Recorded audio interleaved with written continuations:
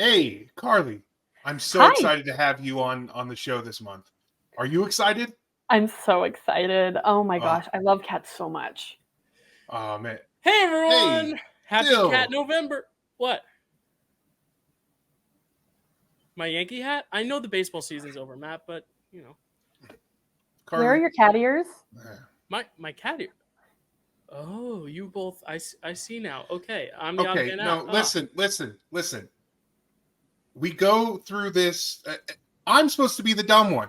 We come on at the beginning of the show. I'm the dumb one. You're the straight man.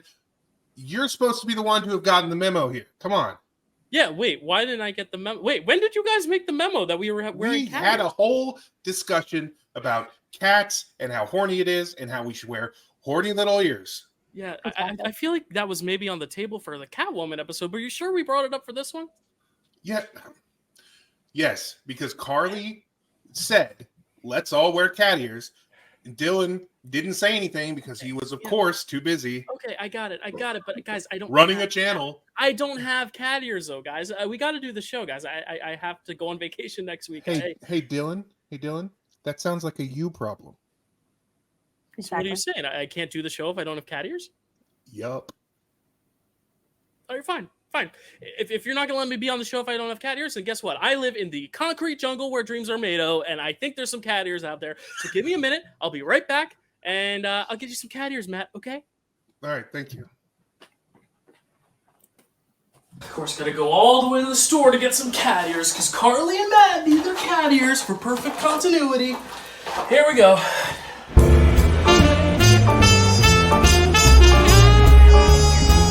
Hey there, any chance you got any cat ears? Cat ears? Cat ears? Please tell me you have some cat ears in stock. Blue, I need cat ears. Do you have cat ears I can borrow? Kitty kitty purr boots down, sister. I'll take that as a no. It's only 3 weeks after Halloween. What do you mean you ran out?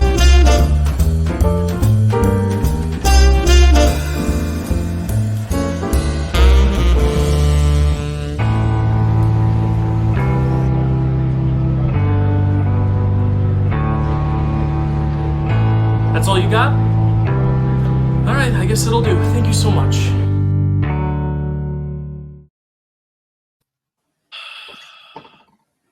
I have cat ears. Are you happy now? Very. Yeah. It's beautiful. Thank you. All right, you can say the thing now, Matt. I will. Matt? Yeah. Can you please say the word? Which word? You know, the one that begins with an F? Oh, fancy, which is what those ears are. That is, look at that mane. Beautiful. Listen, it's not staying on too well. Can you please just say the word so we can get on with the show, Matt?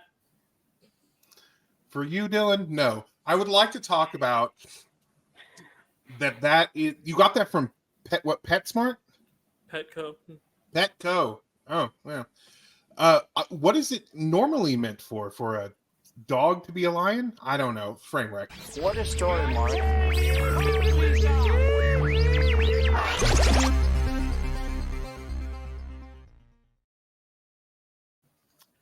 Hello, everyone, and welcome to Framewreck, our meowy Thanksgiving episode. I almost said meowy Christmas, but it is only Thanksgiving. We are talking about cats, and we are joined, of course, by Skimble Karly, the railway cat, magical Mr. Matt Chapmond, and myself, old Dyl Randazzo here. Listen, they didn't have any cat ears, so I settled for lion ears. I am a bit cowardly, but not as cowardly as our favorite lion out there. How y'all doing? You want to talk about cats? You excited? Super excited. Karly, I think it's most excited of anyone who's ever done the show. Yes, I'm so excited. Oh my gosh, I love how this. This main fits best. Listen, it's a work in progress. This is our cats episode, as we said, and we're so happy to have Karly as a guest in all seriousness. Because Karly, I think you had pitched this to us a while ago, saying, "I really want to do cats. I really, really want to do cats." And she got some draft days under her belt, Marvel trivia math, so she's more camera ready than ever to take this on here as our Thanksgiving episode. And boy, is it a feast to talk about this one. So I'm very, very excited. Matt, how do you want to kick this thing off? We'll probably just want to jump right into it. I'm gonna I'm just gonna do some of the quick up top stuff we normally do. This is Cats, written by Lee Hall and Tom Hooper. It is, of course, based on the West End / Broadway play of the same name by Andrew Lloyd Webber, based on T.S. Eliot's book of poetry, Old Possum's Book of Practical Cats. It is apparently this had been in the works for since the 90s. Originally, Amblin was going to make it, but then it eventually Andrew Lloyd Webber took it to took it to Universal, and Tom Hooper came attached following his Oscar win. This is what he chose to follow that up with. So yeah, very interesting. And I asked Karly before we started this too. I was like, had you seen any of his other works, especially Les Mis? Because like I feel like he kind of had a similar approach to this, where it's like, oh, we're gonna get these really intense close-ups of these characters. We're gonna see the snot dripping off their nose. But this is not the type of musical like Les Mis, where it's like, this is not this compelling emotional war drama. It's cats singing about their lives. There really is no plot at all. So I just thought it was a very interesting choice. I get the whole like, oh, Tom Hooper made a musical, it was nominated for Oscars, he won an Oscar for the King's Speech. Like, sure, he can do this, but it's like, was he the right choice? Was anyone the right choice? Could this ever be made by anyone and be good? That's the question we're here to answer today. As far as Tom Hooper goes, I feel like I'm a bit of an anomaly in the cinephile space, in which I actually really liked not only the King's Speech, but I also love his Les Mis. Mm-hmm. Like, it's not perfect, and it's not the best version. Of course, the stage version will always be the best version of Les Mis. I'm actually even further an anomaly in that I actually like Russell Crowe as Javert. So I am just off the map with Tom Hooper. So I actually went into this optimistically. I was like, everybody else has problems with his other works. Maybe I'm going to be the one who loves this movie. And we'll talk about whether that happened. Yeah. But I'll agree with you on Les Mis. I think it's a great, the best of film version could probably be of that musical. Maybe a little too much close-ups, but yeah, I'm a big fan of it. Russell Crowe, we'll have to agree to disagree on that one for now. But it's okay. Here's the thing: if I had gone in like with like a preconceived notion that he was bad or whatever, maybe I would have thought about it differently. But I had heard his band, the 30 odd foot grunt. So I knew what he sounded like, so I knew what to expect from him. And to me, like, Javert is like the rock and roll character in that movie, and so in that play, so it always felt like get a gravelly rock voice to do it. And so it was fine for me. And maybe because in high school, I was exclusively into rock music, alternative rock music. So like maybe that appeals to me more, that style that he was going for. Maybe. But I recognize why people don't like that that thing. My wife hates it. We were talking about it the other day, and she was like, I was like, I actually like that. She was like, ugh.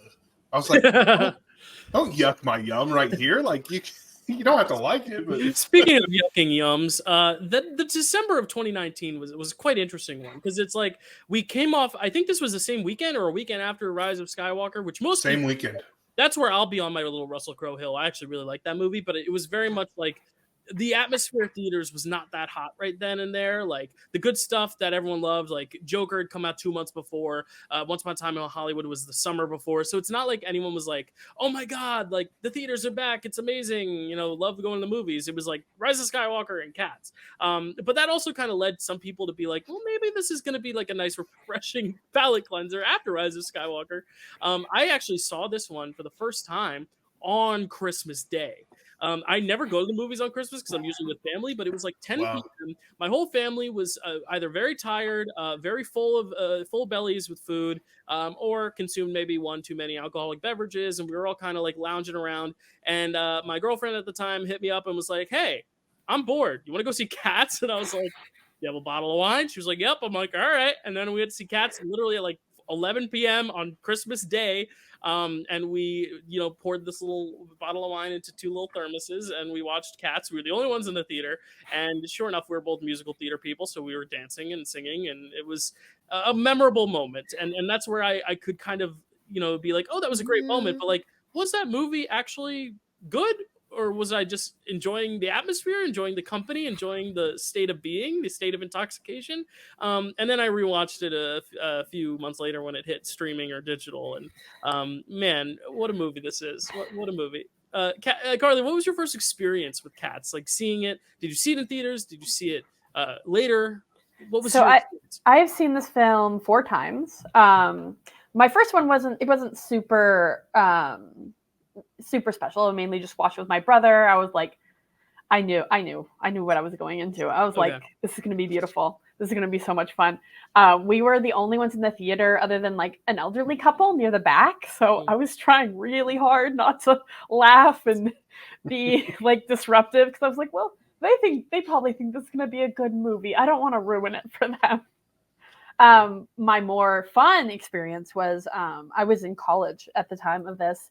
In one of my college theaters, they put the movie on. And oh my god, that's like the ideal way to watch Cats. Yeah, like rowdy cult classic type theater vibes. The second the first shot came up, there was like screams of fear. I think some people were not warned.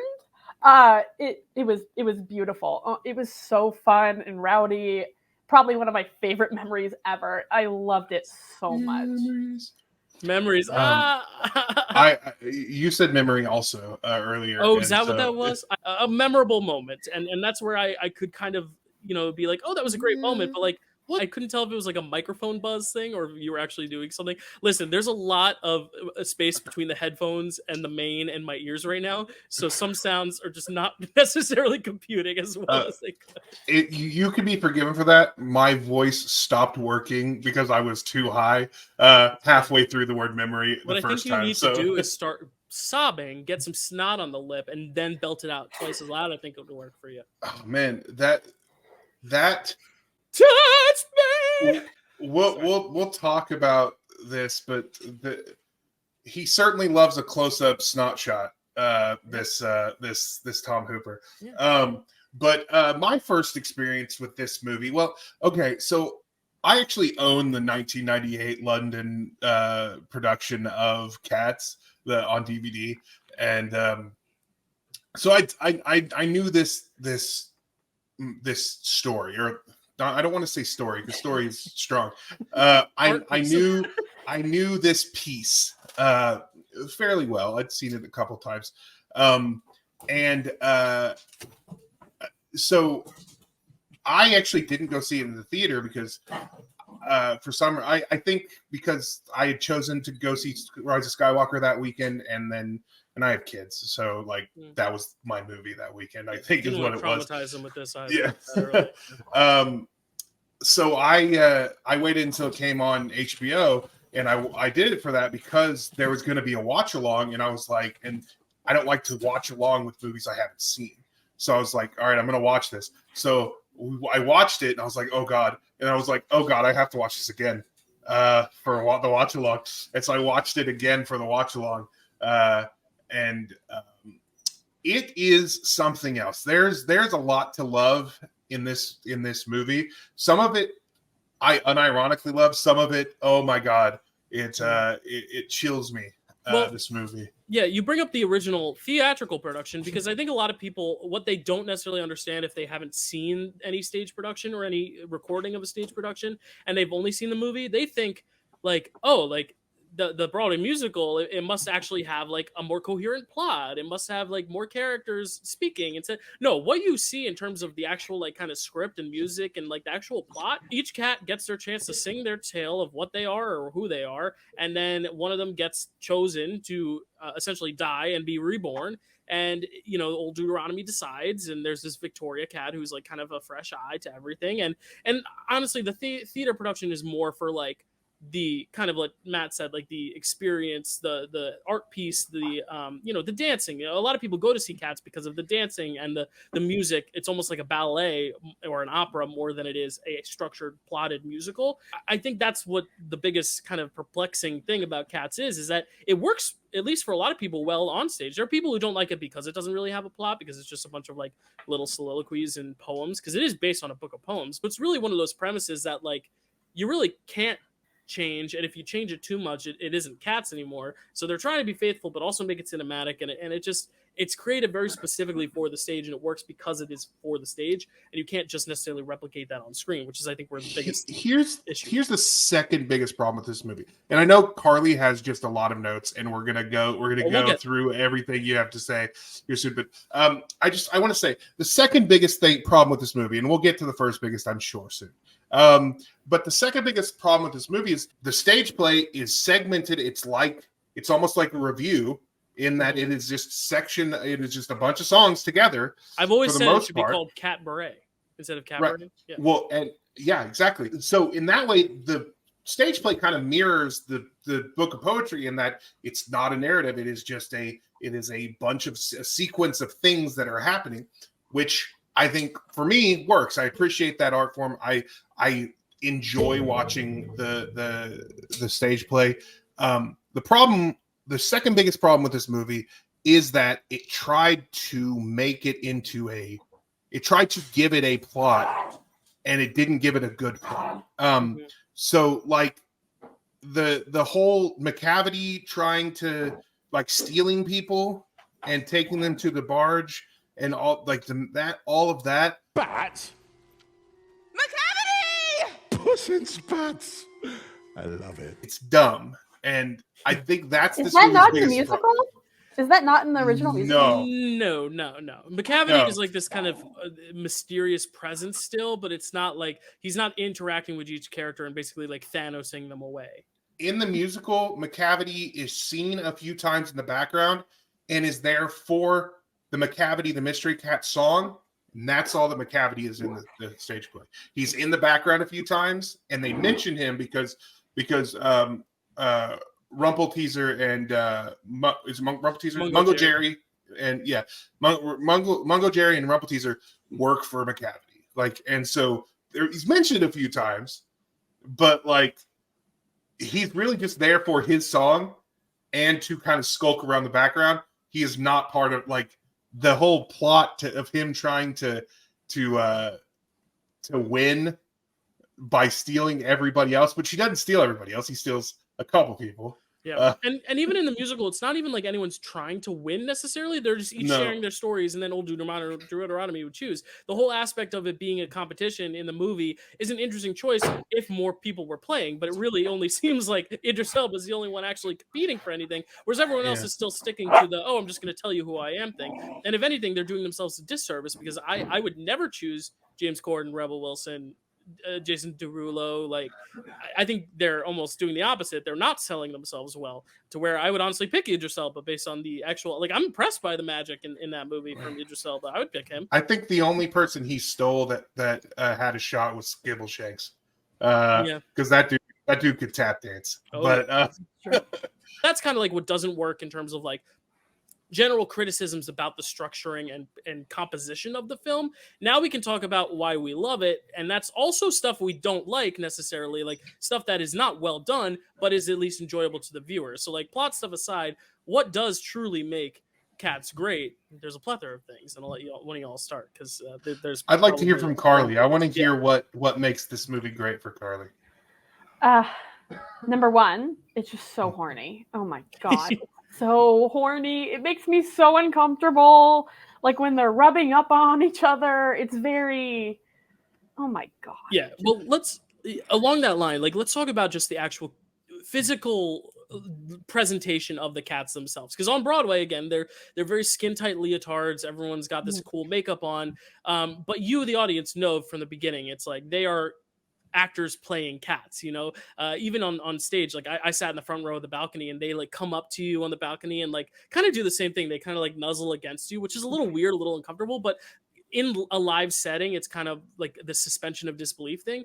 And they try to do that in the movie, but with a movie, when the camera's up close and you're trying to do the suspension of disbelief and actually sell them as if they're actual cats, when we know for a fact, especially given the caliber of the cats, that they're not, it just makes it silly, especially when they try to get all horny and just the mannerisms of these cats and the actual CGI blend of them. I think that's a good starting point, is like just the look of the cats themselves and all the mannerisms and catisms. It's just so entertaining because it's so ridiculous, you know? Yeah, and I mean, there's shots where you can see their feet, and it's like they have shoes. Like there's one shot, I was like, they're wearing shoes. Yeah, like Judi Dench's wedding ring is on for half the movie, you know? Like, and it's not every shot; it's just some of them. So Right. it's like jarring. Like you're watching it, and you're like, oh, I'm getting used to the look of the cats, and then you see something like that, and you're just like, oh my god. It's my wife and I, because I watched, when we watched this last night, I actually had the whole family in there. All my kids, my wife, we were all watching it together, which is rare for a Framewreck movie. But she hates Cats the musical. She saw it like in a play at the park situation, and she just hated it. And so she actually, I think, liked this movie a little bit more than she likes to play Cats, which is interesting. But we're watching it, and we both agreed, because we're commenting out the whole time. Like, we both agreed that if they had done just suits and makeup, it would have been way better than the weird CGI thing. And I want to make clear, the CGI is not the problem. The choice to do it this way is the problem. Right. The VFX artists did their best with what they had. It was the choice to do it this way that is the problem, because there's the uncanny valley, the oh my god, what exactly am I looking at? And we had that from the very first trailer. I remember when I first saw the trailer, I was horrified. I was like, oh my god, this is the most terrifying thing I've ever seen in my life.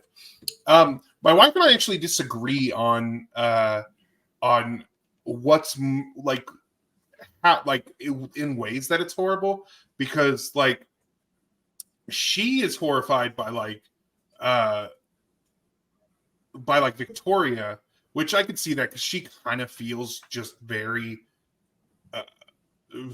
like they're not very textured, like there's not a lot, like it's very smooth, which I get that. And the other cats, like the white faces and all that, like she doesn't like that. To me, Jennifer Hudson is the most horrifying, not her herself, right, but her CGI. My wife thinks that's great. She's like, no, that actually looks pretty good. I'm like, no, because that's the one that looks most like a face just stuck on a CGI body. Yeah, I do agree in terms of the Victoria thing. Of the cats that aren't wearing any sort of accessories or clothes, like I think mostly of McCavity when he's doing his dance and he's just kind of bare. It's so uncomfortable, because like also they try their best to try and like match a bit of the skin tone to the color of the cat. Like, you know, Jennifer Hudson's got more of a browner, darker complexion. So does Idris Elba's. Whereas like some of the whiter actors have whiter complexions in their fur. I can't believe I'm saying these real sentences, but it makes it all the more uncomfortable then when it looks like they're naked from like a wide shot, because it's also like in the Broadway, at least, like you can tell they're wearing costumes. It's a cool effect, but you can always tell they're wearing costumes, where it's not scary. Whereas here, it's like often sometimes jarring and frightening, because it's like what Matt said. It's like the face floating on this like random body, but then especially when like there isn't a lot of fur, and it's like that shaved fur texture. Like with Idris Elba is the one that freaks me out, because like I agree. Also in the shadows. No, Idris Elba. They should never take his coat off ever. Like, Why? that's awful. Why cast someone as hot as Idris Elba in this movie? It's unfair. Like, and I think honestly, adding accessories and stuff actually does help. Like Rum Tum Tugger has a lot of accessories in this film. You know, James Corden has doesn't have a lot of accessories here, but he has like a little bow tie on his fur, but he's also got the top hat. Like adding these things. Rebel Wilson has a costume supposedly because she zips it off or whatever. We'll talk about that in a later time, I'm sure. But yeah, like all the clothing things, like if they add stuff to it, it really works. Magical Mr. Mistopheles, Shimbleshanks with the trouser or the overalls, you know, like that stuff works because it's like covering up the uncanny valley. But as bare as they are, that's where they get the most frightening. And I agree with Matt. He should not have taken off the coat. The crimes discovered then. The cavities, not there.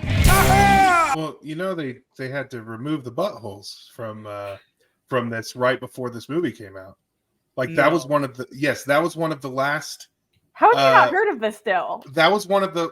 I'm sorry, you never heard the release the butthole cut? I don't Google search cat buttholes in my spare time, so I don't know. Oh, well, that's your loss. No, it's, right before the movie came out, because you remember, like the VFX department was working on this movie up until the night before it came out, or something like that. Like, well, I know they did like or the night before the premiere, or something like that. Remasters when they put it on streaming to like with Judi Dench's wedding ring and shit like that. But right, but like this, the VFX team was working on this until I believe the night before or the day of the premiere. Wow. So like they were working nonstop, which is why they did not deserve to be shit on by James Corden and Rebel Wilson at whatever award show they shit on them at. Those are the last two people that should ever be criticizing this movie. Right? We will talk about that. So that's why I needed to say about the VFX department. Mm-hmm. But so they were working till the very end, and one of the things they were doing till the very end is going in and removing all the buttholes that apparently were in there originally. Holy shit! That's literally exactly. Holy shit! Yeah. So I'd like to talk about the horniness that because Karly brought up, because she brought up the horniness. You brought up Rum Tum Tugger. Let me just say about this, because in the stage play, I recommend. In fact, Dylan is going to play a clip right now of Rum Tum Tugger being sexy on stage. Doing anything about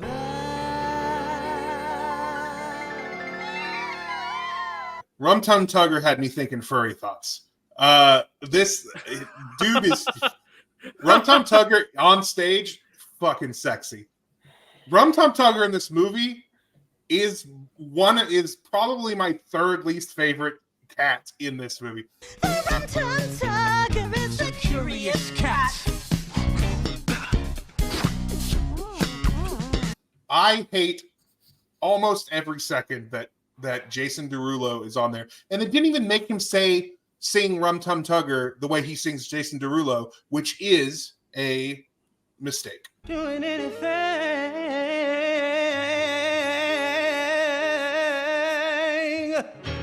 Yeah, Sorry, I mean, you don't like when he yells milk? milk. Milk. It makes me laugh, but like in that way where I'm just like, oh my god, this is it. And it might be. I don't know if it'd be worse or better if I didn't have Rum Tum Tugger from the stage production in my head, Right, and have that comparison. But it's just the biggest, in my opinion, the biggest disparity between stage and especially that presence. Like Jason Derulo just does not have that presence, and there's nothing against him. I'm not really into his music, nothing against him at all. But just the way they staged his scenes do not give off the same like oozing sexiness Prince style that Rum Tum Tugger has.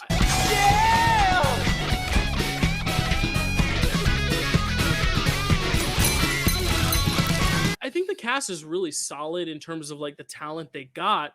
I just think when you look at who the cast, it's like, okay, so Jennifer Hudson's obviously going to be the one to sing Memory, and like James Corden's obviously going to be the big annoying one.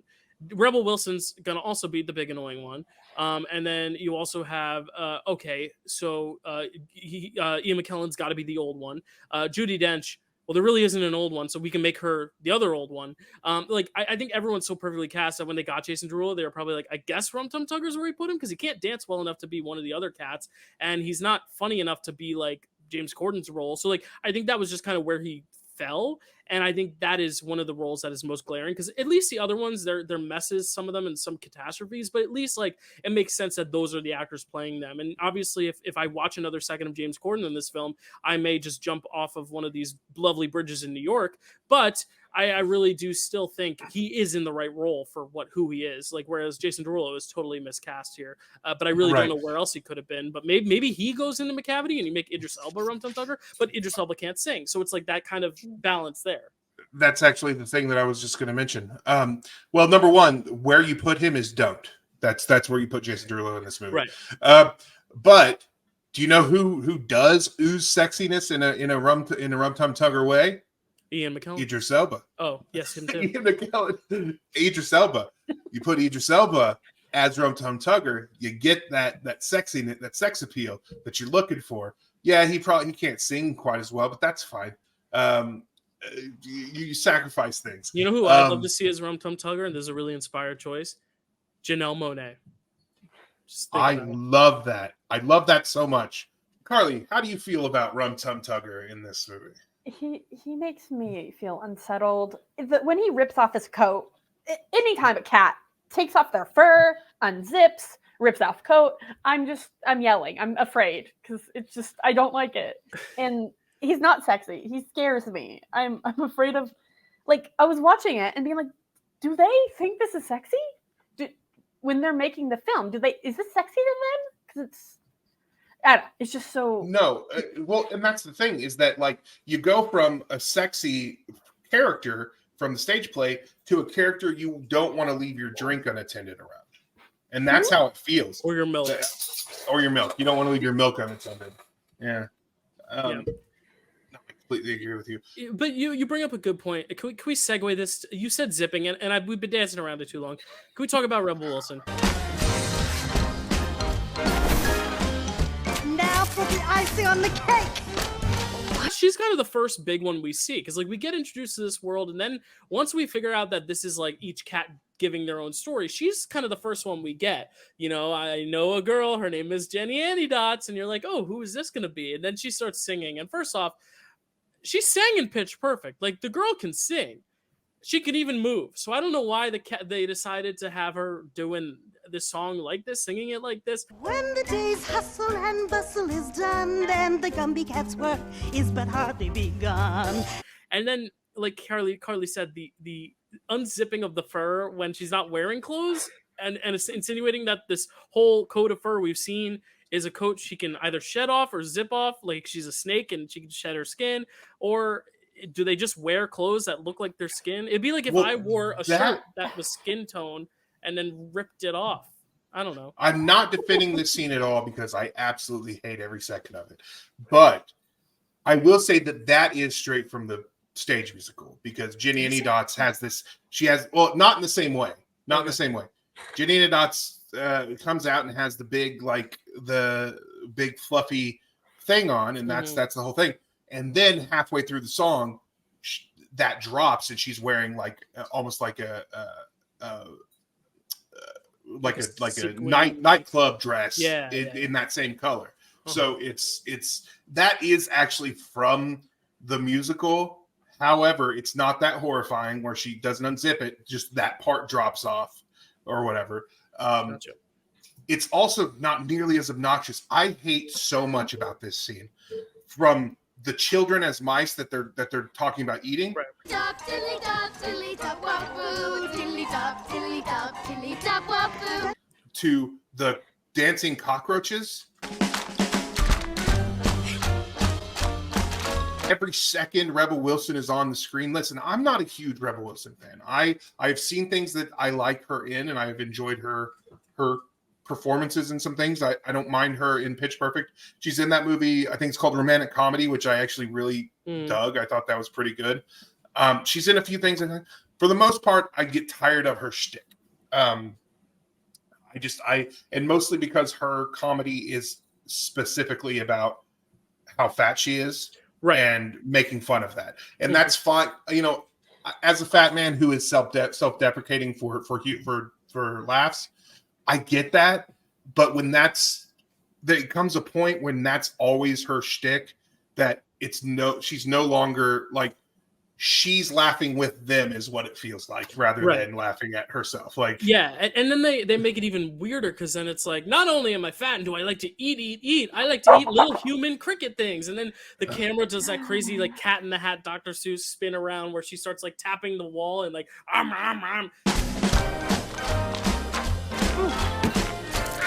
It's just so crazy and so just disgusting, but like not in the way where you're like yeah, you're not laughing at it, you're just awkwardly kind of laughing away Right. from it.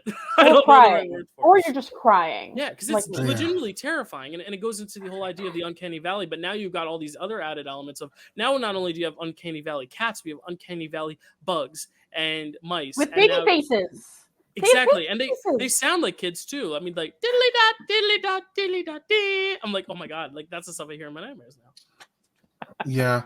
And yeah, you're the way when you talk about the way she sings this part, it's like they never let her have like a full stanza to sing. They cut like every portion is like cut into just like a few words is what it feels like. Yeah. So she's never really getting into the singing, and it feels very, very disjointed and weird. And to play up the fat joke, they think it's funnier if she's out of breath dancing and when the honey buns it's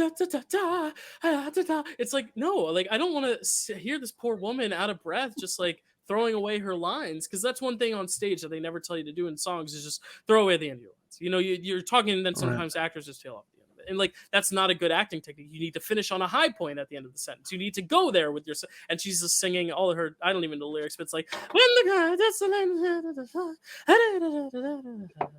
like it's just such bad singing technique too. Like I don't know who the music director was, but like all the singing in this movie sounds really, really bad. And I don't know if it's the mixing or the auto-tune. Like even good singers, like Judi Dench's Send in the Clowns is the greatest live Sondheim performance I've ever heard in my life. And then you hear her in this movie and she's singing any random key she wants.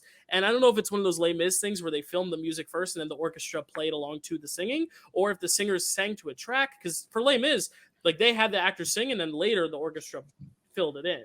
So like I don't know if they did that here, because like from memory, or I forget, no, it's Magical Mr. Mistopheles. They're singing and then there's a break in the song and then old Deuteronomy comes in, but she's singing a completely different key and she keeps switching keys. She's like almost speak singing it to where you don't even know what key she's singing. What is going on? Like who is musically in charge of this? Because the songs, I think they're pretty well done songs. I think it's beautiful music at times. Like some of the songs don't work as well, but in general, like Andrew Lloyd Webber is a genius. Like the songs are obviously great. It's just these actors are just not singing them well, to where I think people who haven't seen the musical are like, oh, this music is awful. But really it's not. It's the execution of it, because I think the music is actually really good. Speaking of fat cats who are awful. Look at you and look at me, and you know that I'm sensitive about my size, okay? And yet you embarrass me. Let's talk about Bustopher Jones. Do we have to? Can I just say, Rebel Wilson is glad that James Gordon was in this movie, because then she doesn't have to be the worst part. I we have actually, to talk about him. I hate it. I'm actually the opposite of you guys. I think she is the worst part and he is second.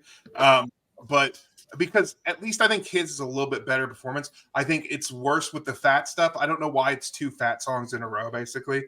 And I mean, I guess that's the play, but the play doesn't really push how fat they are as much as that they are fat cats and happy. And I think it goes back to what one of you was saying about how at the Oscars they were like making fun of the movie. I don't think they were taking it seriously, and I think that is a part of the movie that doesn't work, because you have some actors, like I'll be honest, Jennifer Hudson is taking this seriously. She's trying to get her second Oscar from this, and then you have people like Judi Dench, who is like literally performing this as if it's a Shakespeare and this is her last role she'll ever play, and then you have people like James Corden and Rebel Wilson who are just like making a joke out of it, which like it's people singing around in cat outfits, but like honestly, if everyone was on the same page as them and making it goofy and stupid, it probably wouldn't be as good. If everyone was taking it seriously, it might have been better.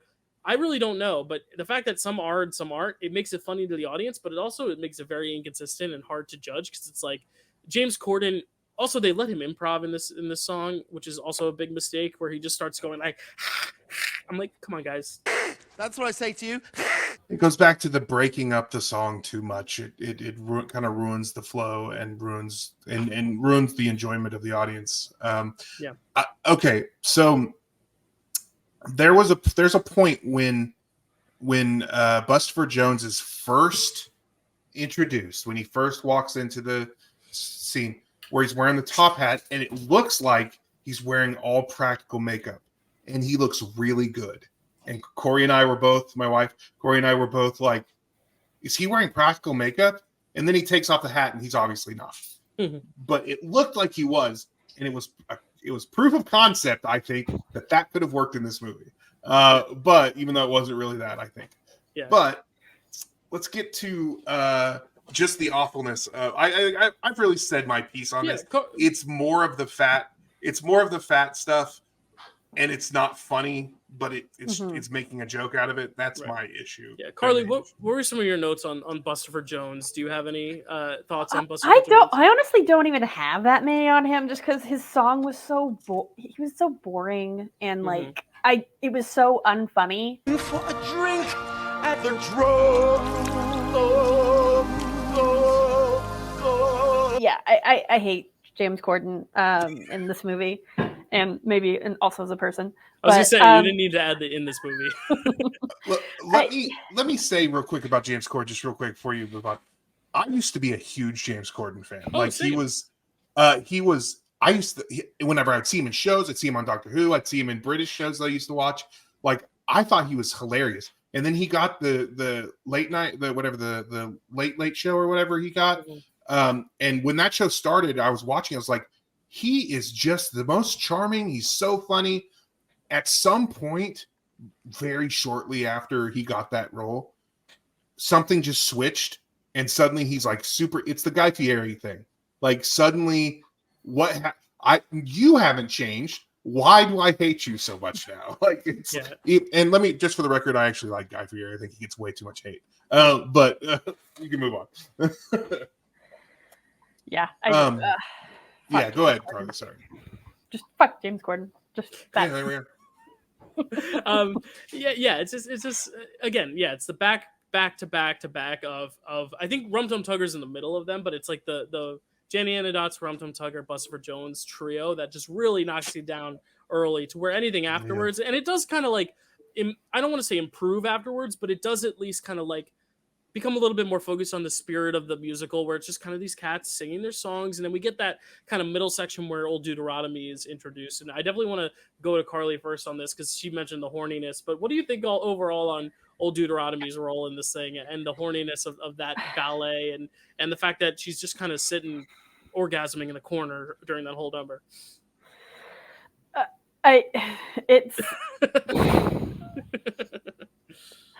I mean,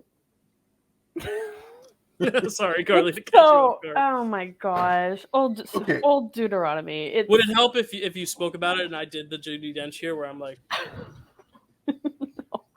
So she's a cult leader, right? Like the cats are. It's just a cult, right? Like it does. It feels like a religious thing the whole time. Like, and yes, I agree. That's what it feels like. Yeah, because it deals with like reincarnation, rebirth, and worthiness, and she is essentially God because she never dies and she has to choose who does, and I don't know. And in the play, in the stage musical, it's traditionally played by a big man with a big beard, and he wears like this huge cat suit that, like, when he raises his arm, almost looks like a robe. So there's definitely like a religious cult situation for sure feeling there.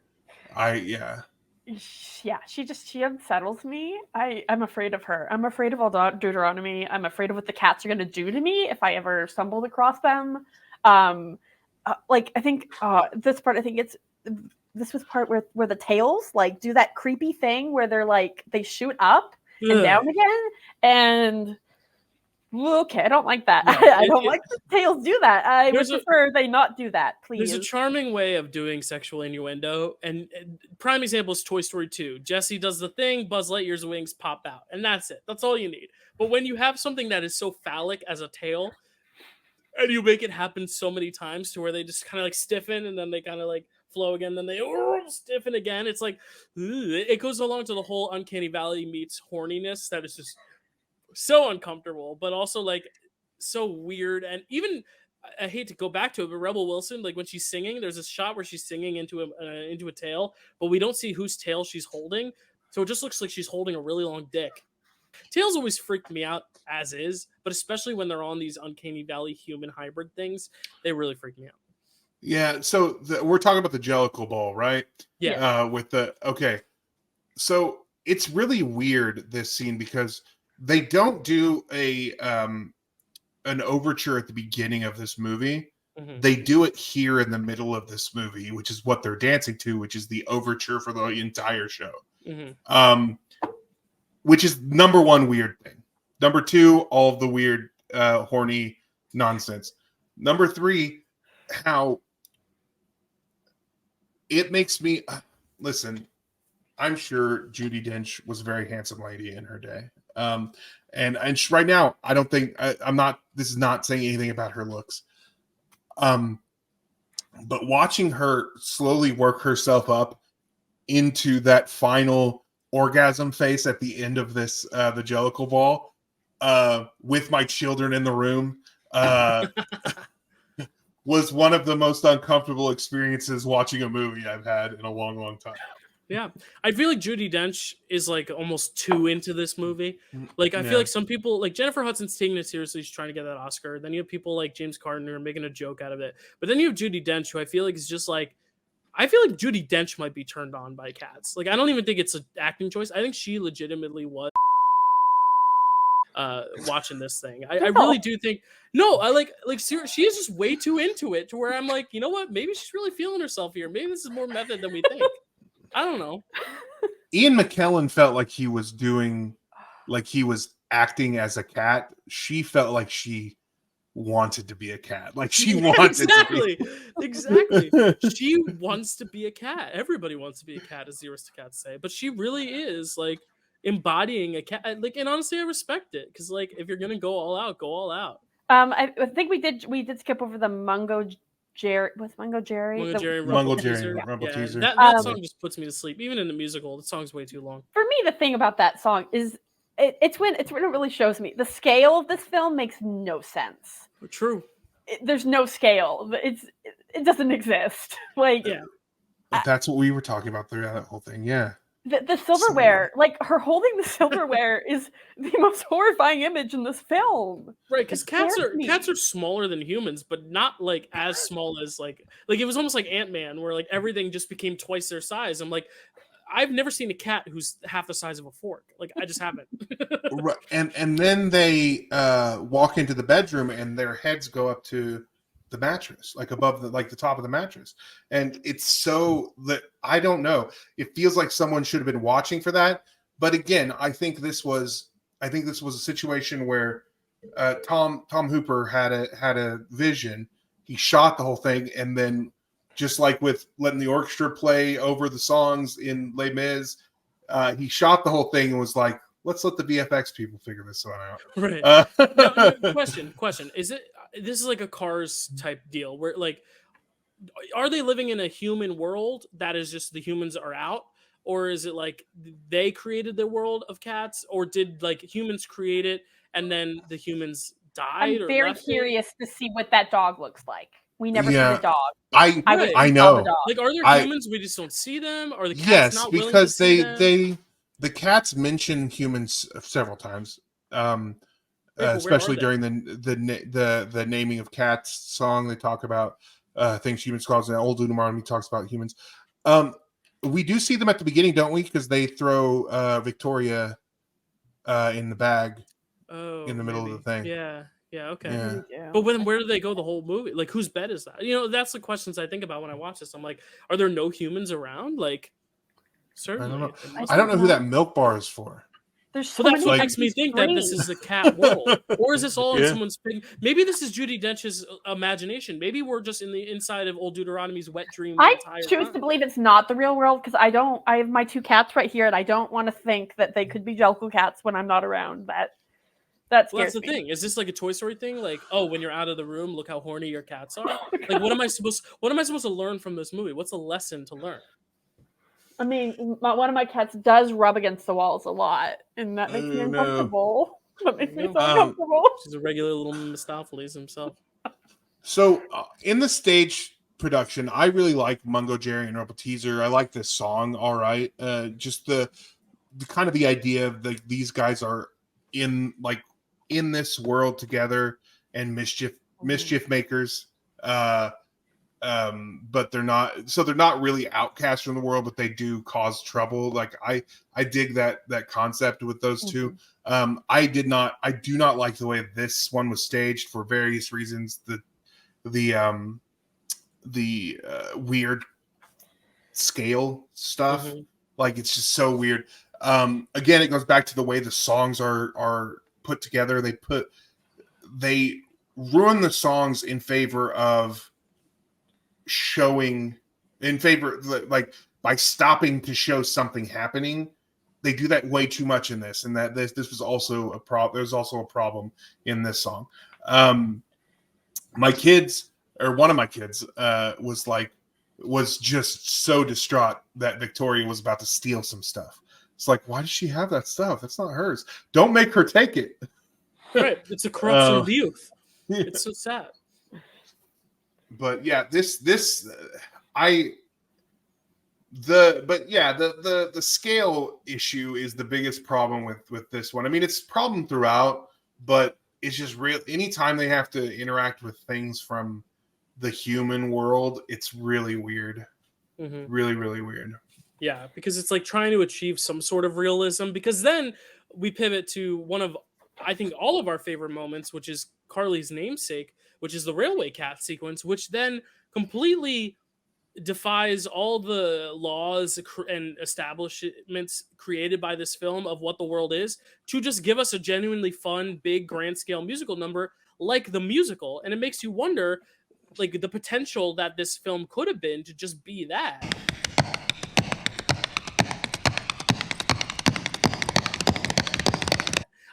And like we love it as it is because it's so crazy and so cringe, but like that sequence really like kind of made me think like, oh, maybe there is potential to make this good if you make every number as elaborate and extravagant as this, because it feels like the moment in La La Land where they start waltzing amongst the stars. It like kind of just takes it to a new level to where you wonder why the whole movie didn't do that, you know? Right. Well, and there's that, because this is the part where we actually see like the London skyline.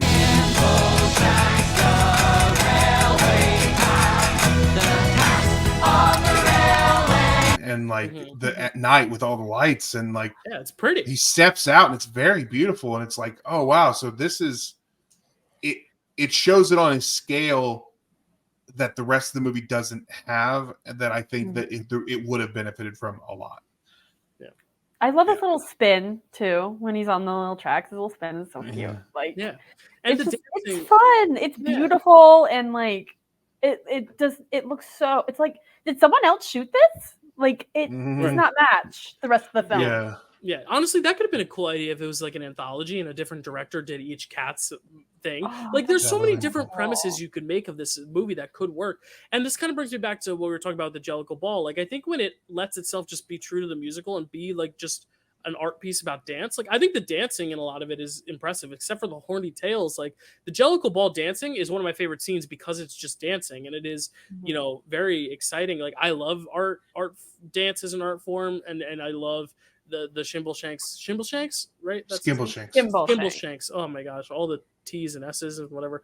But like, yeah, the idea that it's just like a really impressive dance number, and that's why it's almost more impressive to see the people who aren't big celebrities in this movie, because I feel like they were cast because they're really good dancers or really good singers, not because they are Taylor Swift or they're Jason Derulo or they're Jennifer Hudson. You know, they felt like they were cast because they were literally super talented and they wanted to showcase them. And I think that's when this movie is actually legitimately good, is when they can just allow them to like show what they're made of and dance really well, sing really well. So yeah, like the second half of this movie has those spurts, has those moments. The first half is so clouded by just really cringe casting choices and characters, but I feel like once we get to the ball, I feel like that's where it cooks a little bit. Like Ian McKellen, that's his big moment too. Like, can we talk about Ian McKellen? Let's do it, because he's great. So good. He is probably my favorite in this movie. He understood the assignment. He is a cat to his very heart. The way he drinks milk in this, like, he's the MVP. I love him so much. And I like his sad little song where he's singing about being a little theater cat. And yeah, it's just, oh, I love him. Give Ian McKellen everything. I love him so much. Gus, is the cat at the theater door. I agree. I think he's incredible in this. I think he does a really great job. In just kind of embodying that role, and it's a sweet role in the stage play and in this. Like it's a very sweet, endearing role. So he got to play with a really good role. When the gallery once gave me 7 cat calls. I will say that even though I don't like the extra storyline that they added into it with like the ship, the him kidnapping everybody and stuff like that, I do like that Gus gets to bring back his old character, the Fiend of the Fell, to get rid of Growl Tiger there at the end. I do enjoy that about the. He's just a sweet old man. I really like him. And I think he's got the best balance of like understanding what the assignment is and still wanting to actually give a quality performance. Like you're not trying too hard like Jennifer Hudson, but you're also not taking it seriously like Rebel Wilson. You know, you're somewhere in the middle of like, I understand this is silly, but I'm still going to commit. And I think that's where the balance is.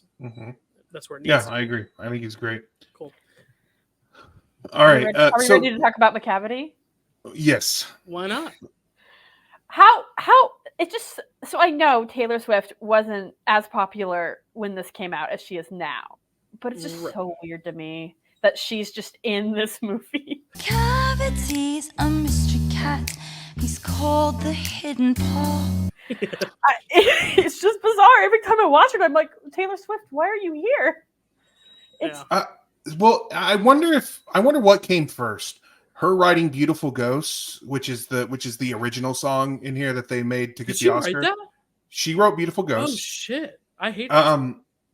Really? I think my wife and I both really like it. So she wrote "Beautiful Ghosts." I assume because she was already part of this production, maybe not, but you know, she's done a few acting things, I'm sure, and plus her character who Bombalurina, however you say that, is Bombalurina. What do you think it was? I thought her name was Taylor Swift Cat. That's who was in my head. Taylor Swift Cat. That character is in the stage play a lot more with the rest of the company. But T Swift was just like, nah, I'm gonna be in this one scene. I'm gonna drug everybody. I'm gonna deal some drugs to everyone. And then I'm gonna sing about the bad guy.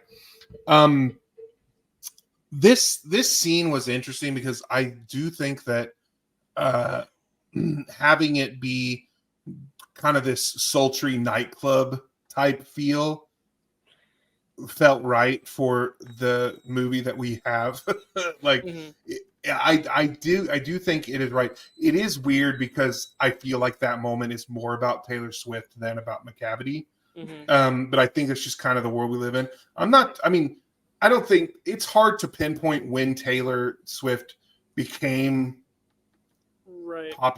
as popular, because to me, like back then, like she was as popular, but I guess she's she keeps being popular every time that she does something. It was pre-Eras Tour, and Eras Tour is kind of what like established her as like someone who actually improved the global economy. But like this was pre that, but she was still, I think, one of the biggest stars at the time. Like, yeah, she was. I feel huge. like maybe at that point Beyonce was still bigger, and now they've kind of swapped. But like I still think she was in the top 3 most popular artists at the time.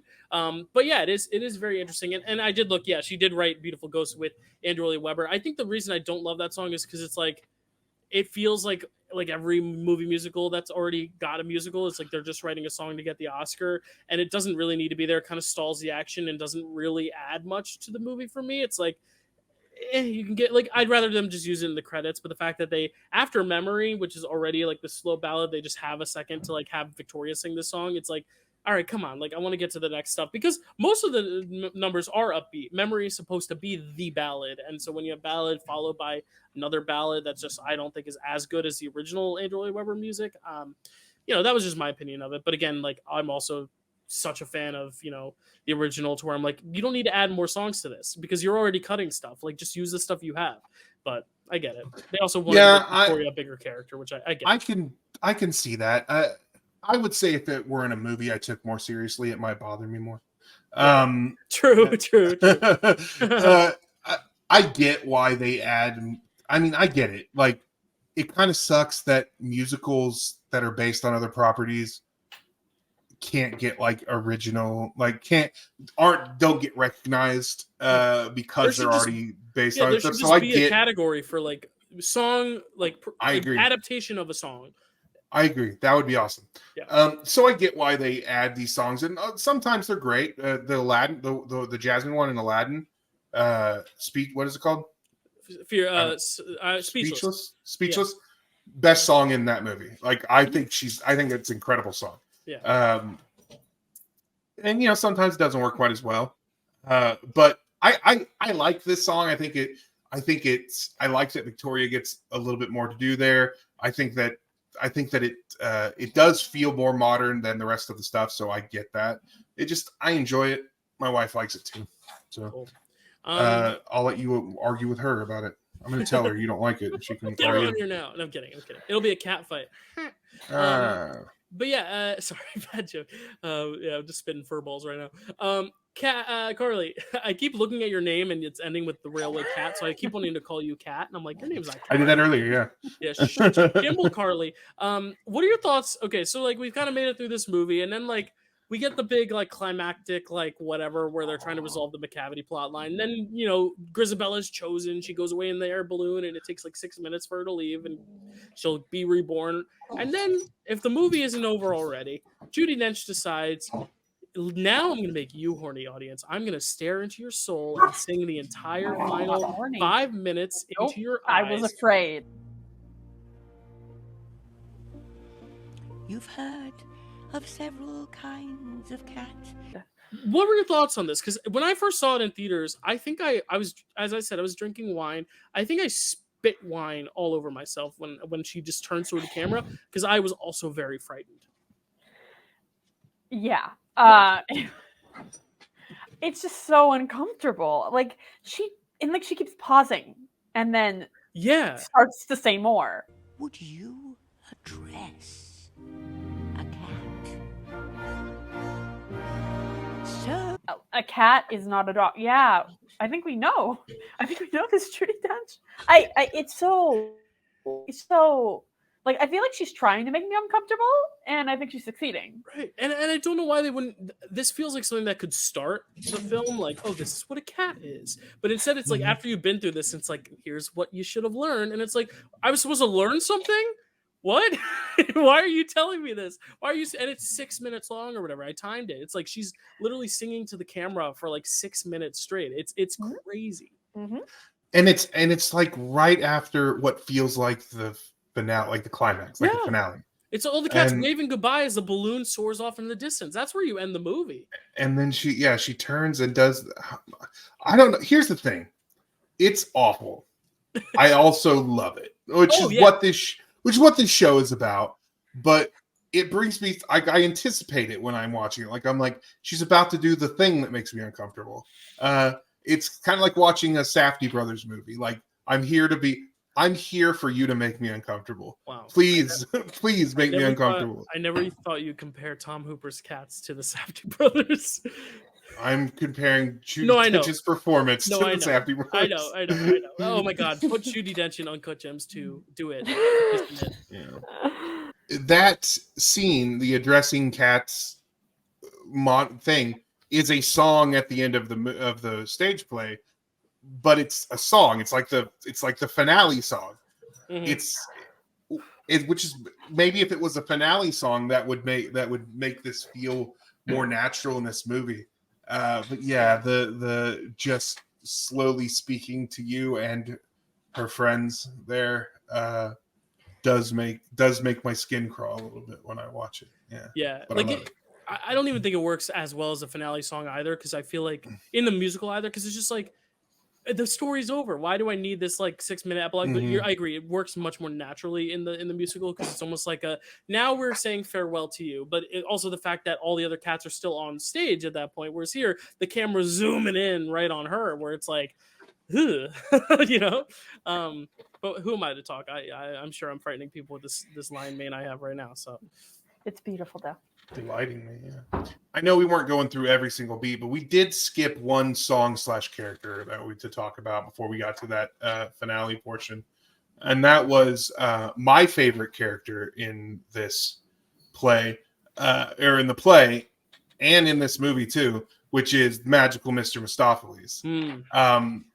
Dylan, I have I know you don't have a dream Cats role because you don't want to be in Cats, but I feel like if you did, it would be Mr. Mistopheles.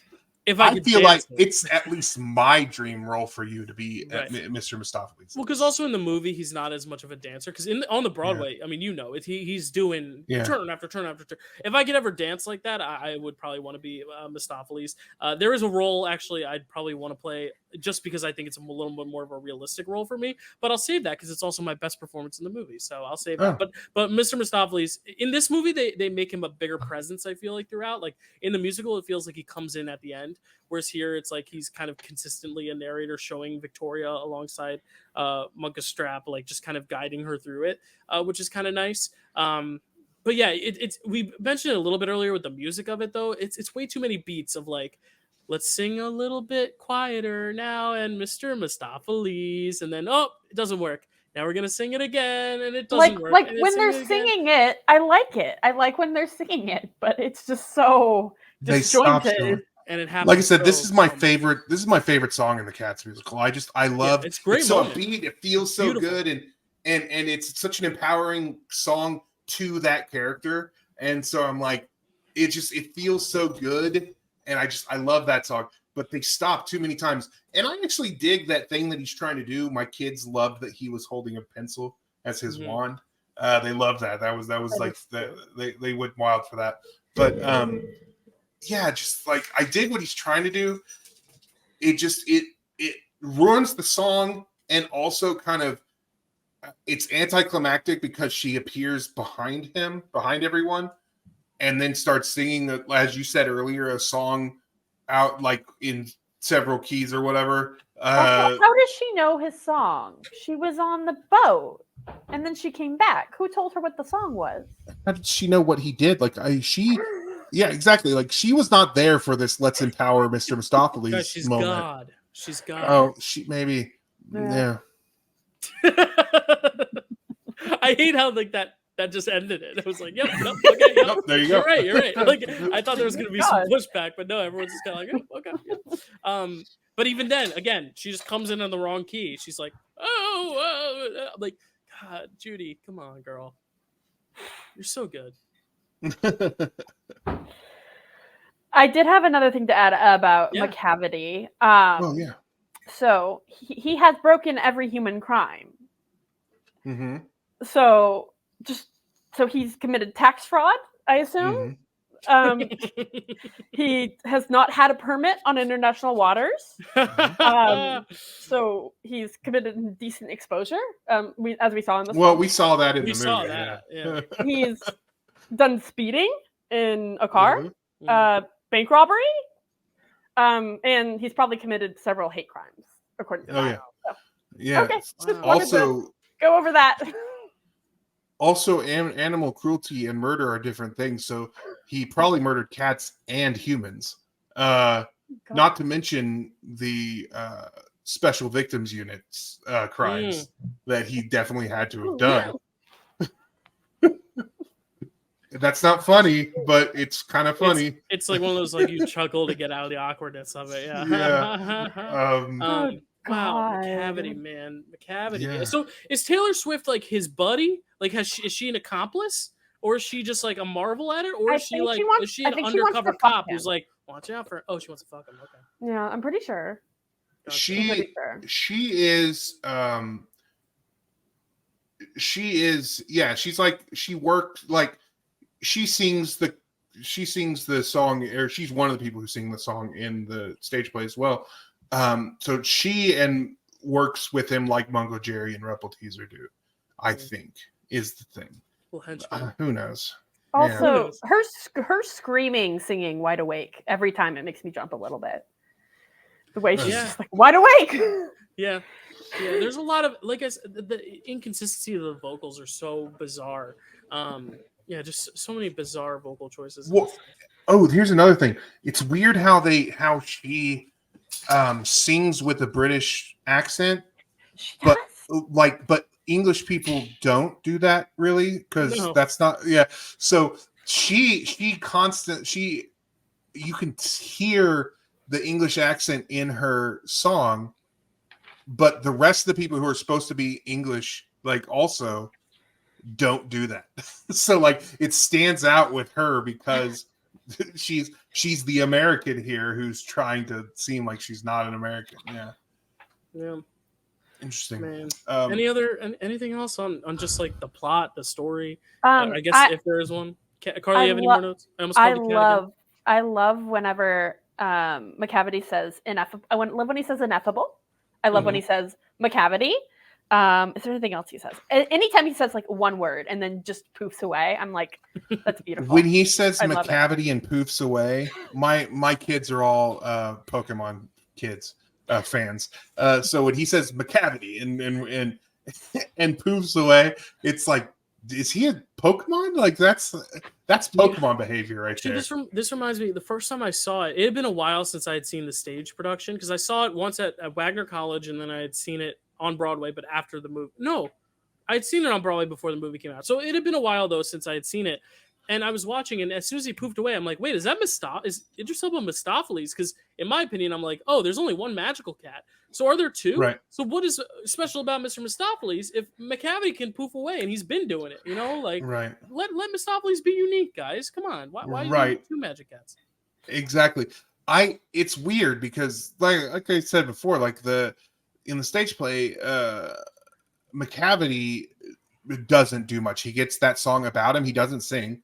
He gets a song about him and kind of lurks in the background every once in a while. He is a known presence, but really it's just because his costume's really cool. It's really like why he's important. It's because they cast Idris Elba and they were not gonna not give him something to do. Which and he looks cool when he's got stuff on with the hat and the coat. Like he looks cool, and I dig it. And listen, there's a reason I thought that Idris Elba should play Rum Tum Tugger, because I also am attracted to Idris Elba in a major way. So I love his presence on screen. It's just it's so, except when he's not wearing a coat, it's just so weird. And I do like the ineffable. I just like the word ineffable a lot, so I like that he uses it. And then when it doesn't work at the end, which they don't explain why he can't suddenly teleport at the end. And they don't really tell you if he died or if he's just stuck on the top of that building, right? Is he just like doomed there, or is he able to climb down? Apparently, I don't know. I mean, he's got some hinge people. Fall to his death, like give us a satisfying villain death. Yeah, that would have been cool if he had jumped off and said ineffable and not poofed away, and then that caused him to fall to his death. Of course, he's a cat, so he probably would have landed on his feet. So. Right. Sure. Is there anything else about any other bullet points, any other notes that we have to talk about? We didn't talk about Grisabella, really. We kind of talked about her a little bit. We talked about the song, but we talked about the snot a little bit, but the other cats are so mean to her. Like they're just Weird. horrible. It's like I think. Do they mention in the movie? Because in the show, is she a prostitute? Right. Something like that. They do mention that in the movie as well. Well, okay. Do they? I don't know. I just watched both, so I don't really. Yeah, and then honestly, it sucks because like you're supposed to really understand why she is chosen, and I think in this format, when all the musical numbers are so silly and crazy, that when Jennifer Hudson is the only one taking it super seriously to where she's like slobbering and crying and snotting and stuff, it almost comes across sillier because of it. So then you, the audience, aren't like, she's got to be the one who gets chosen. Because on Broadway, it's like she comes out and she steals the show with Memory. Memory is a show-stopping ballad number. It knocks you on your feet, off your feet, and then like you're like, wow, yep, that's the one. She's the one. But this one, it doesn't really do that, because also you have that new song right afterwards. And Jennifer Hudson, I think I don't really like her performance in it. Like I think she's almost trying too hard, and the movie is not doing her any favors because they're trying to do the Les Mis thing of, oh, Anne Hathaway won an Oscar by just singing in a close-up, so let's do it again. But when Matt said like how freaky she is, in terms of the design in Uncanny Valley. When you put the camera so close, people aren't thinking about the emotion. People aren't thinking about the song. And also, you don't do the key change in the first song. You only do the key change when you do the reprise. I don't know. Yeah, I don't.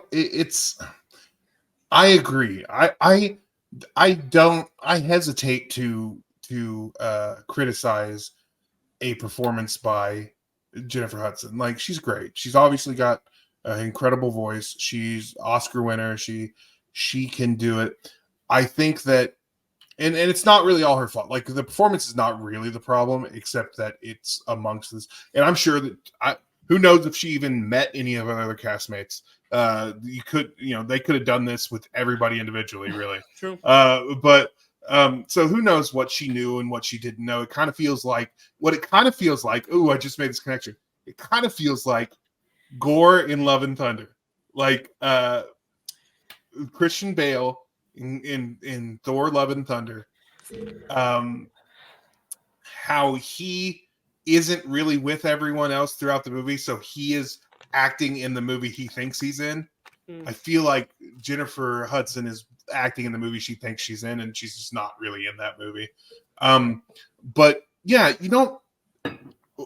by watching the movie, you don't really feel why she was chosen, except for that everyone's mean to her. Like, that's like, it's really, though.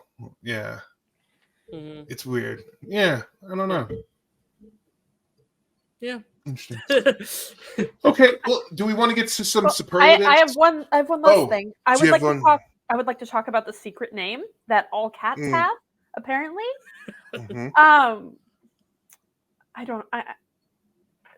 They all have secret names that no one knows, that they all have three names. Yeah. I guess it's that no human could guess is what the secret name, what the third name is. It's a name that no human could guess.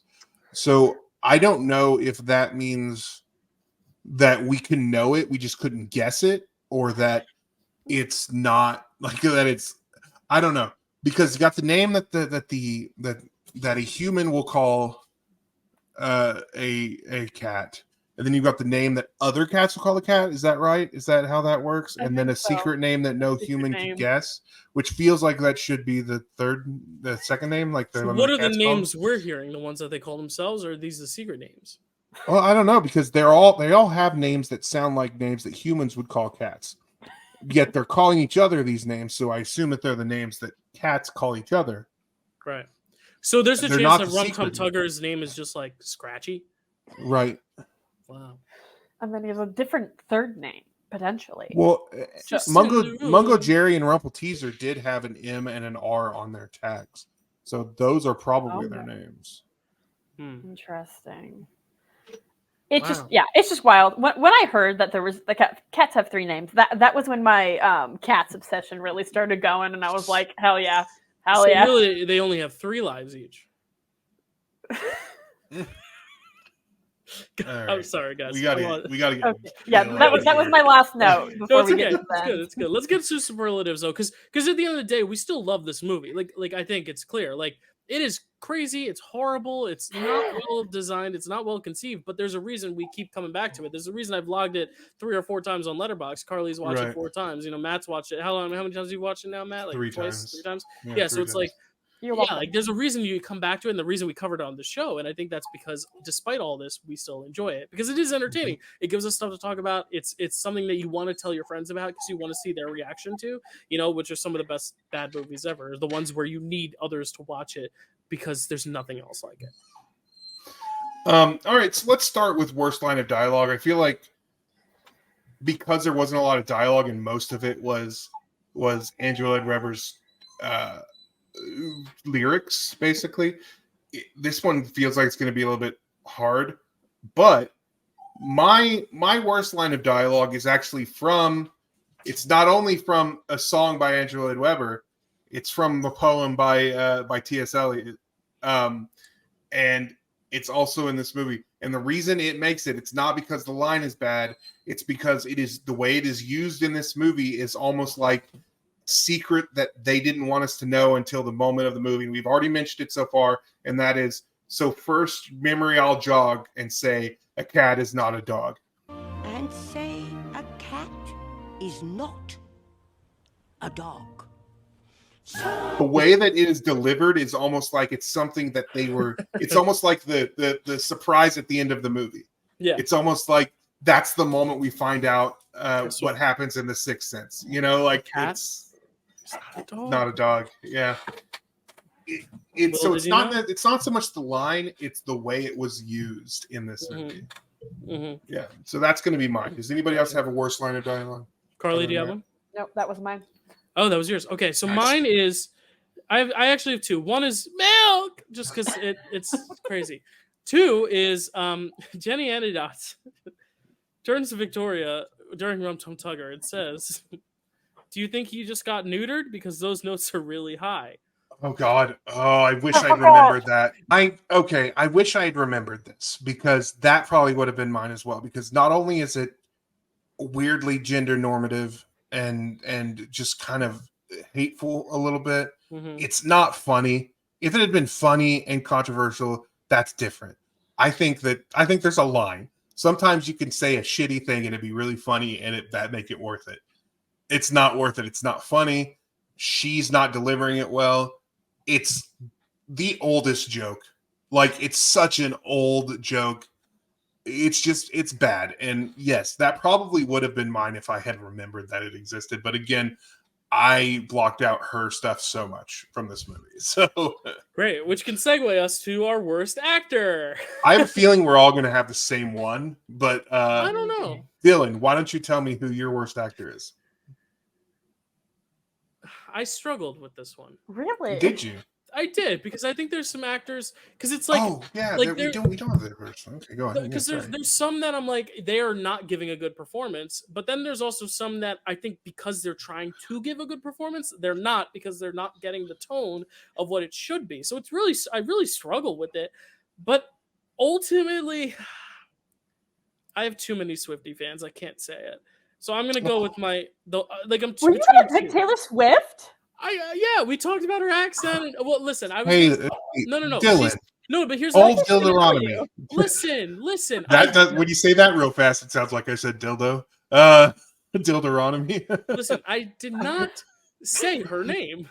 I was thinking of it. She's one of the three names I was toying around. Stand Oh by my your conviction. Don't let God. the mobs. Don't let the She was woke. my third name. Don't I was let going the third, woke second. mobs I was get gonna in your go way. 3, 2, 1, and then two only because she is still dancing and like actually like you can tell she's trying.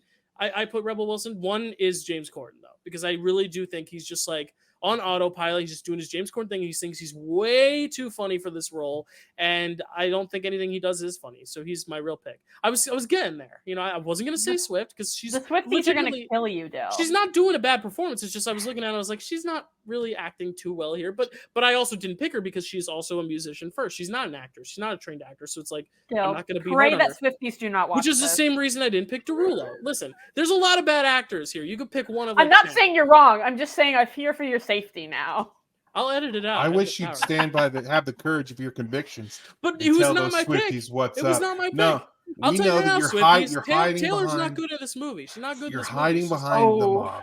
I'm telling you right now. I'm saying it right now. Taylor is not great in this movie, but she's not the worst one because the expectations are a little lower. I'm going to go James Corden because he should be funny. I should be enjoying myself here. I should be laughing at him, but I'm not. Carly, who's yours? Same. James Corden. Okay, there we Not go. funny. Okay, then I am different because I forgot that you guys dislike James Corden more. I think his performance actually feels more like it belonged to this movie, so it doesn't really bother me as much as Rebel Wilson, who just infuriates me almost the entire time she's on screen. So Rebel Wilson is mine. I cannot stand her song. I can't stand any time she speaks in the rest of the movie. Mercifully, this is the best part about the McCavity storyline is mercifully McCavity took her early in the movie, and we didn't have to see her anymore. We're very much anymore.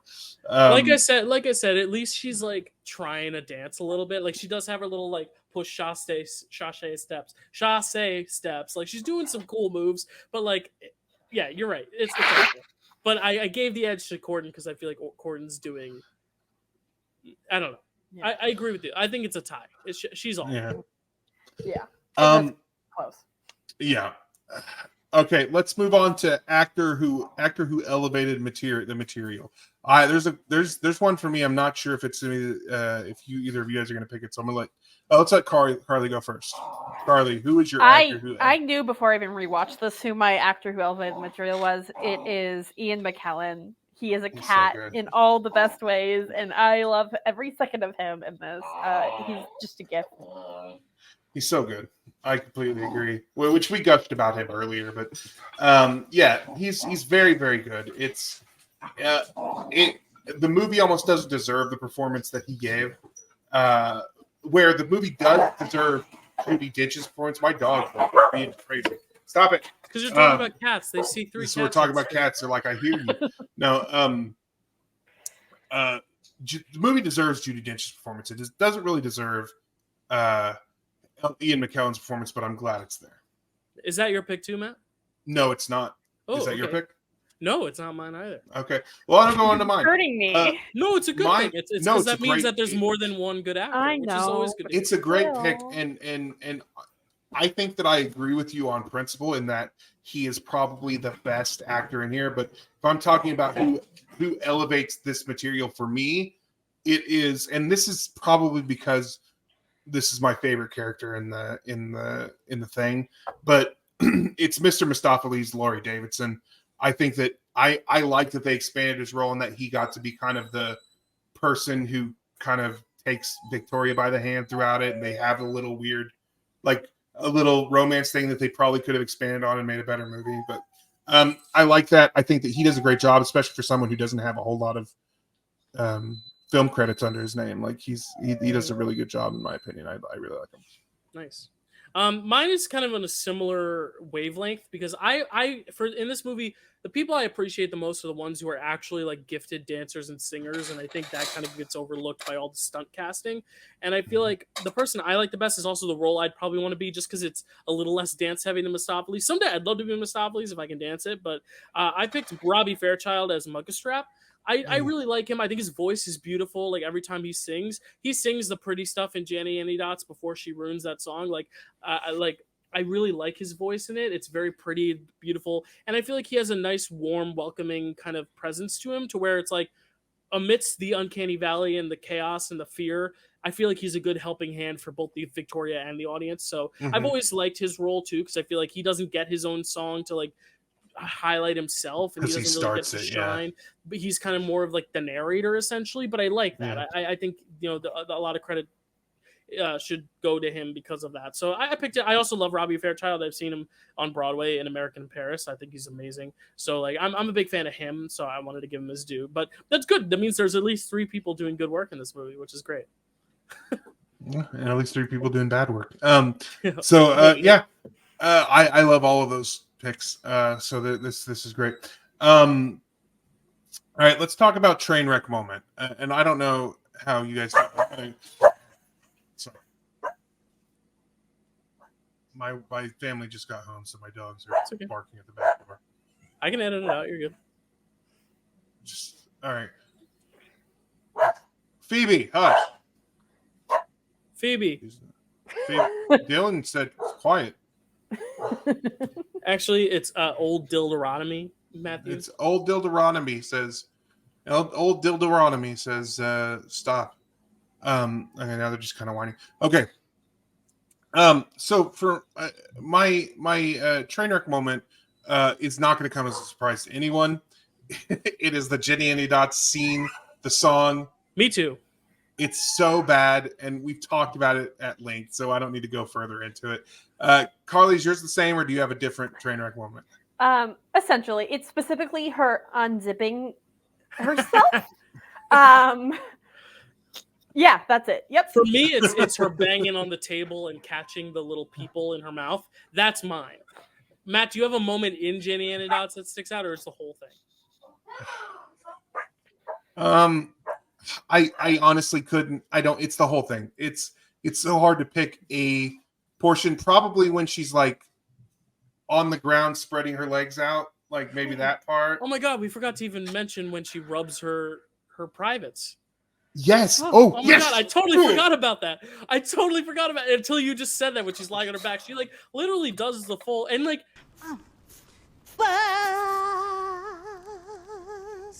Ooh. That's why they had to take the buttholes out. Right, because it looked like she was doing something else. Man, Oh Rebel god. Wilson, I guess some may call her a rebel, but I don't know. I don't know, man. I call her a Wilson.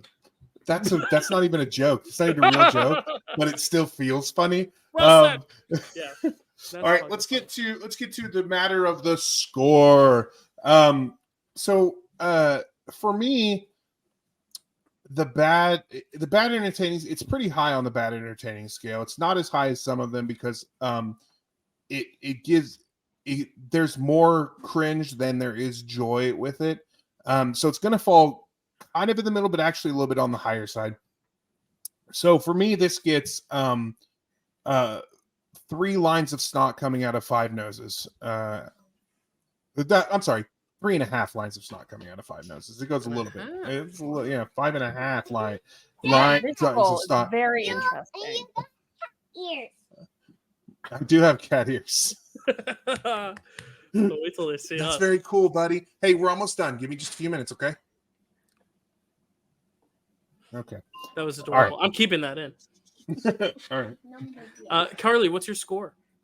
My score is 5 Judi Dench's staring into your soul out of 5.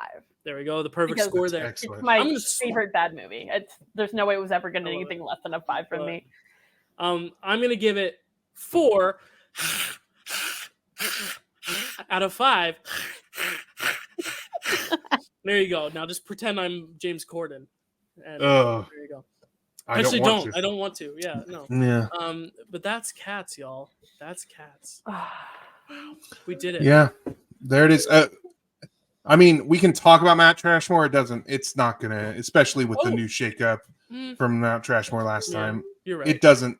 I mean, if you guys can make an argument for it being on that, for anybody who doesn't know, I think because you find a lot of moments not so bad they're good, but just bad. Yeah. And it's not fully so bad it's good for you. Like I would consider it. I think Karly's definitely in favor of it. It's on the Mount Trashmore of my heart. So there you go. We'll go with that. I think it's. I still really enjoy it because it's crazy and bad. Hey, can you put a fully erect tail just in the corner of the Mount Trashmore picture? Sure, why not? There we go. So that it represented at least there. Hope I don't get censored on YouTube for that. All right, I'm gonna take this puppy off as Matt teases next month, and then we'll say our thank yous and goodbyes. Next month next month is December, so we traditionally do a holiday film. There was a few that we were gonna do, but I think that we've actually had a lot of discussion about this movie recently that it feels like the right time to do this movie. Because this movie isn't a traditional so bad it's good movie. But there is a moment that it becomes that. And we're going to talk about that, and we're going to have a good time, and we're going to talk about Last Christmas. I forgot we were doing that. Yeah. Oh my god. Oh boy. Oh my god. That's going to be so fun. You have to watch it. Everybody go watch that movie. Prepare yourself to enjoy it. Don't read up on it. If you haven't seen it and you don't know what happens in that movie, don't do it. You need to discover that movie organically. And don't listen There to the are song. very few so bad they're good movies I love. That's one of them. Oh my god. There you go. Which segues us to our thank you of our guests, because Karly, you were an amazing guest. You came so prepared, so many great notes, and like so many fun discussions. As much as we say so much of this is terrible, we all enjoy it. So it was so great to hear your thoughts on your favorite bad movie. Any last words from you? From me, Matt, like a huge thank you to you. You're amazing. Oh yeah, for sure. I'm just glad I didn't have to kill you for having a different guest on. So Oh no. Okay. There was no discussion about that. You were always going to be on here, and if you come up with a different one someday, I want to have you back on because you've been great. Yeah, Taylor Swift accepted the invite, but by that time you had already gotten in sooner, so I said sorry. I think you're going to bring more views anyway. Yeah, I'm sure. No, in all seriousness, though, Karly, you were a great guest, and we'd be happy to have you again. And it's been great to just see you on so many shows now. It's like you're becoming a regular me. Maybe we'll have to replace me on the channel. Yes, I don't know if Venom is so bad it's good, but I would love to be be on if you ever did Venom. Listen, eventually we're going to run out of bad movies, and we're gonna have to do things that are just kind of bad. So Yeah. yeah, maybe. There we go. Where can they find you, Karly? Anywhere on the internet that you want people to find you, or no? You can find me here. You can find me refusing to take down my Halloween decorations and refusing to put up a Christmas tree. That's where you can find me. Nice. Matt? You can find me Hold up. on the internet. Oh. Yes, there you go. MattmanXIII on Twitter and Letterboxd and basically everywhere. That's the handle. I always get in there first just so I can get it. And then you can find me on the Dyl Pickle Movie Network doing other things, doing Framewreck, doing Draft Day a lot of the time. Just shows he'll let me be on is what I'm on. Yeah, and you can find me here at the Dyl Pickle Movie Network because I am the Dyl Pickle. I am the pickle of dills. Or as Matt said earlier, the dildo, or the old dildo rotomy. Whatever you want to make it. I am Dylan _Randazzo on Twitter and Letterboxd. You find me there. If not, head to the Dyl Pickle Podcast or Dyl Pickle Movie Network. We got great stuff for you, including coming up in this next week. We have some trivia matches for a tournament that Matt conceived in his devious little brain. I didn't. Matt Fist did. Matt Fist, sorry. And you're not even Matt. You're magical Mr. Matt. Stop it. So let's get that clear. Come on. And then also, Survivor recaps. Karly, I love how your commentary on all that stuff is great. Matt as well. Matt is getting into Survivor now, and that's really exciting. We're eventually going to be able to have you on as regular guests sometimes. But what else is coming up? Picture this. We're doing 1985 in honor of the color purple. And I finally watched Witness, so Matt can get off my ass about it. I love you. Got to get the Harrison Ford point in. That's right. And then trivia. I'm releasing a lot of reviews this week and next because I'm going to be away for the last 2 weeks in November. So if you see some reviews for movies that came out 2 months ago, that's why, because I've been saving them for now. And I'm going to do another dump. That's not funny. I'm going to do another review release of a bunch of reviews at the end of December as a little holiday treat, because I'm also going to be off the last week of December. So it's going to be a lot of here's some catch up on some reviews. So that'll be a lot of fun. Otherwise, thanks for watching, and we'll see you next time, y'all. What a story, Mark.